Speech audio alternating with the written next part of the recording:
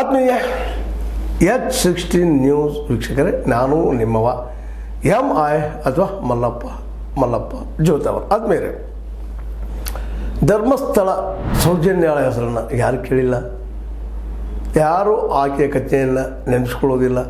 ಯಾಕೆಂದ್ರೆ ದೊಡ್ಡ ಘಟನೆ 2012 ಅಕ್ಟೋಬರ್ 10 ನಡೆದಂಥ ಈ ಅತ್ಯಾಚಾರ ಪ್ಲಸ್ ಕೊಲೆ ಆದಂಥ ಘಟನೆ ನಡೆದು ಹೋಗಿ 13-14 ವರ್ಷಗಳಾದರೂ ಇವತ್ತು ಅದರ ಪತ್ತೆ ಇಲ್ಲ. ಅದ್ರ ಹಿಂದೆ ಯಾರ ಮುಂದೆ ಯಾರ ಏನು ಎಂತು ಎಲ್ಲರೂ ಮುಚ್ಚಿ ಹೋದಂಥ ಪ್ರಸಂಗ.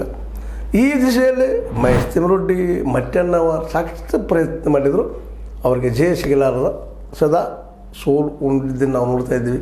ಏನೂ ಇರಲಿ, ಪ್ರಯತ್ನ ಮಾಡಿದ್ದು ಸುಳ್ಳಲ್ಲ. ಈ ದಿಶೆಯಲ್ಲಿ ಇತ್ತೀಚೆಗೆ ಒಂದಿಷ್ಟು ಹೊಸ ಪ್ರಕರಣಗಳು, ಹೊಸ ವಿಚಾರಗಳು ಬೆಲೆಗೆ ಬಂದಿದ್ದಾವೆ. ಅದರಲ್ಲೂ ಮೊದಲನೇದಾಗಿ ಒಬ್ಬ ಅನಾಮಧೇಯ ವ್ಯಕ್ತಿಯಿಂದ 6 ಪುಟಗಳ ಸವಿವರ ವಿವರಣೆ.